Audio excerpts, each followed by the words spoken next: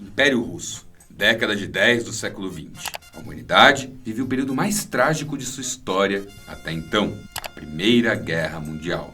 Um conflito pesado que acabou com toda e qualquer ideia de segurança dentro da Europa. E em Moscou, a situação também estava crítica. Nicolau II lutava ao lado da Tríplice Entente, que ao mesmo tempo tinha um complicado desafio interno. Como manter intacto seu absolutismo completamente anacrônico e ainda conseguir frear o clamor revolucionário que surgia no país? Afinal, desde o século XIX, havia uma vontade popular de dar fim à agressiva monarquia russa. Neste contexto, um sujeito clamava: "Trabalhadores do mundo, univos!" Seu nome, Vladimir Ilich Ulyanov, que entrou para a história como Lenin.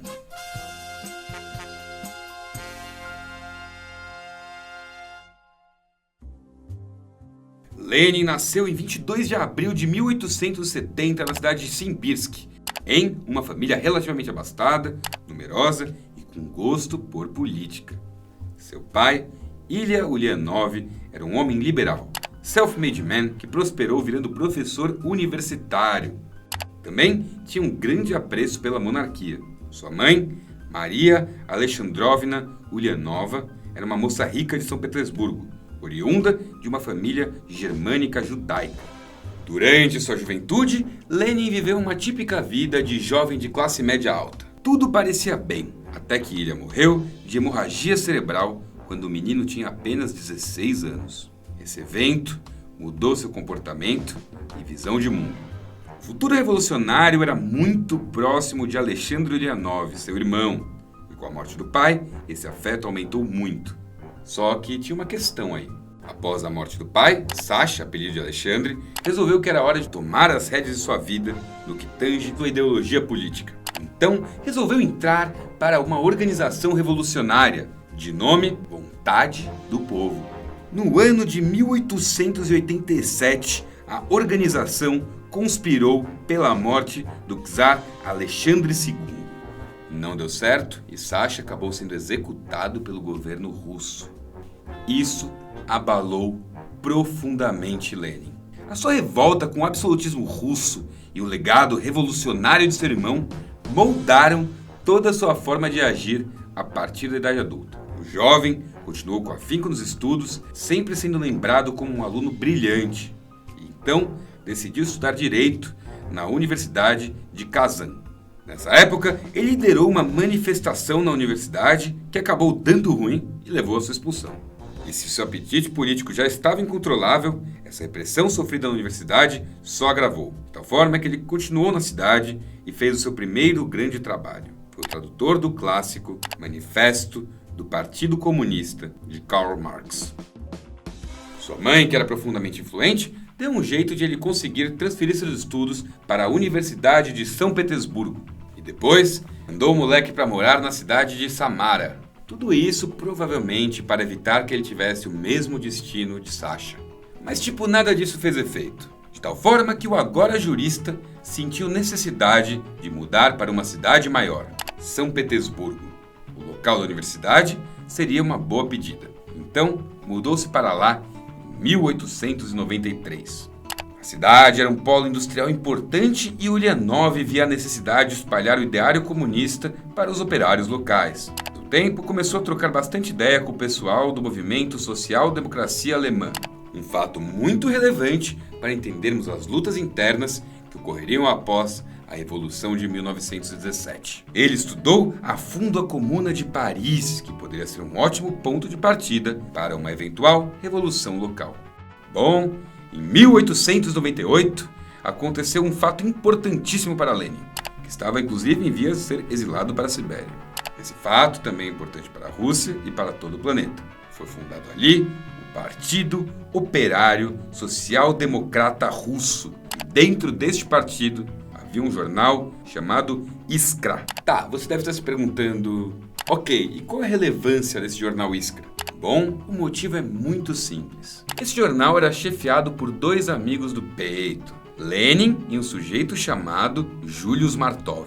Eles eram amigos mesmo, apesar de terem uma ou outra divergência lá pelo final do século XIX. Como o partido contava com várias correntes revolucionárias internas, o debate de ideias era muito importante para descobrir qual seria a melhor forma de abordar a revolução. Durante o segundo congresso do partido em 1903, os colegas Martov e Lenin tiveram um baita embate. Lenin queria uma espécie de hierarquia com alguns poucos revolucionários treinados, usando a população engajada por mudança. Martov queria primeiro a reprodução de um espírito revolucionário, com algo mais localizado e inúmeros revolucionários prontos. A rigor, eram apenas formas diferentes de fazer a revolução. Entretanto, esse debate de ideias resultou em um grande racha. Lenin acabou virando líder de uma facção do partido conhecida como bolcheviques. Já Martov tornou-se líder de uma corrente que ficaria conhecida como mencheviques. Após alguns exílios, prisões e incursões em outros países, Lenin começou a ganhar cada vez mais importância dentro do movimento. Em 22 de janeiro de 1905, houve um evento chamado Domingo Sangrento. O povo estava sentindo as mudanças brutais que aconteciam no sistema econômico da Rússia. Então organizaram um protesto de grandes proporções que tomou a rua principal da cidade e caminhou até o Palácio de Inverno do Nicolau II. Dentro desses protestos, havia algumas pautas muito interessantes para Lenin, em especial, reforma agrária e um aumento do prestígio da classe operária. Entretanto, o protesto foi reprimido de forma brutal pelo czar Nicolau II. Em seguida, decorre uma outra série de protestos pesados contra o czar que deram a tônica do que seria aquele ano. Esses eventos foram tão importantes que ficaram conhecidos como a Revolução de 1905. A violência do czar fez com que o PSODR ganhasse cada vez mais simpatizantes, e a escrita e capacidade de convencimento de Lenin fizeram aumentar cada vez mais a facção bolchevique. Em dado momento, o czar começou até a fazer alguns comprometimentos para melhorar a relação com o povo. Só que, naquela altura do campeonato, já nem adiantava mais. E dali para frente, Lenin fez basicamente um tour pela Europa para aprofundar seus conhecimentos e fazer intercâmbio cultural com outros camaradas comunistas. Em 1914, estoura a Primeira Guerra Mundial. E o bagunçado Império Russo começa a ter problemas seríssimos de abastecimento, com uma grande massa trabalhadora que mal tinha o que comer. Ou seja, estava cada vez mais fértil a possibilidade de uma ruptura revolucionária. O país estava em ruínas. Nicolau II completamente paranoico, e a Rússia não tinha a menor condição de continuar guerreando. E daí chega o fatídico ano de 1917, que é quando o negócio começa a ficar louco mesmo. Logo em fevereiro, houve uma imensa manifestação na cidade de Petrogrado, um dos vários nomes que São Petersburgo já teve. Os insatisfeitos entraram em conflito com as forças do governo, mas, com o país em ruínas, não havia muito mais o que fazer. A casa caiu para o czar. O mesmo acabou renunciando e Duma tomou o poder interinamente, nomeando um governo provisório. Foi neste momento que estabeleceu-se um novo órgão operário, o Soviete de Petrogrado. Um órgão que tinha como objetivo contemplar os interesses dos operários. Lenin deu um jeito de voltar para a Rússia em abril de 1917 e agrupou seus bolcheviques para estarem prontos para o combate. E foi ali que ele criou o famoso slogan "Todo o poder aos sovietes". Isso significava que o governo provisório deveria cair. Era um embate entre o Soviete de Petrogrado e a Duma. E dentro deste quadro da Duma estava Alexander Kerensky, um menchevique, lembra? Que viria a ser líder do governo provisório. Mas uma das medidas da Duma era, por hora, continuar o envolvimento na Grande Guerra, fato que irritava profundamente Lenin. O racha entre os mencheviques e bolcheviques começava a ficar violento. O soviético queria mesmo era dissolver o governo provisório, e Lenin acabou por conseguir a tomada de poder em outubro de 1917, com a queda de Kerensky e a proclamação de Lenin como presidente do Conselho dos Comissionários do Povo, da agora República Socialista Federativa Soviética da Rússia. E assim, de bate-pronto, Lenin já nacionalizou tudo: bancos, terras e indústrias. A nobreza teve seus títulos anulados. E agora, os operários, ao menos em teoria, poderiam fazer parte das decisões administrativas das indústrias. E, é claro, finalmente retirou a Rússia da Primeira Guerra Mundial. Depois disso, começou a fortalecer o Exército Vermelho, que lutava contra as forças do chamado Exército Branco, que era basicamente uma entidade antirrevolucionária.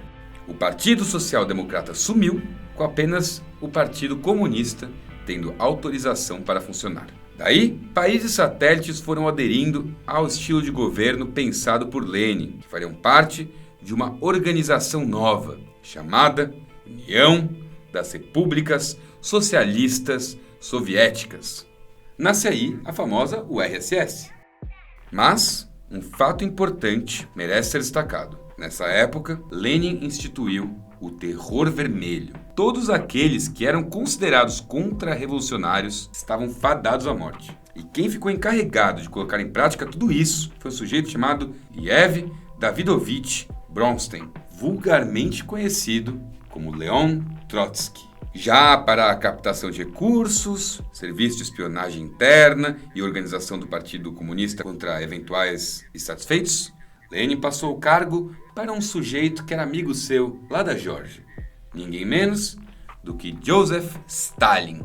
De tal forma que Trotsky e Stalin tornaram-se basicamente vice-líderes deste novo governo. Mas a saúde de Lenin estava em franca decadência. Inúmeros acidentes vasculares fizeram com que o líder, agora com 53 anos, simplesmente não tivesse mais condições de governar, o que deixou uma disputa muito clara se estruturar. Nem preciso te dizer que os dois principais nomes eram Stalin e Trotsky. A respeito disso, a única orientação deixada foi uma carta de Lenin, em que dizia temer a natureza de Stalin como chefe de Estado. Então, ele recomendou Trotsky. Porém, de um jeito ou de outro, uma disputa de poder estava aberta. E agora, agora o resto é história. Bom, é isso aí, galera. Eu espero que vocês tenham gostado desse conteúdo. Se você gostou, deixa um like, compartilha, manda para as pessoas. Se ficou alguma dúvida, comenta aqui embaixo. Se você gosta do canal, se você gosta do conteúdo que eu faço aqui, não esquece de se inscrever e ativar o sininho para receber todas as notificações. E acima de tudo, muito obrigado por nos assistir. Um gigantesco abraço e tchau, tchau.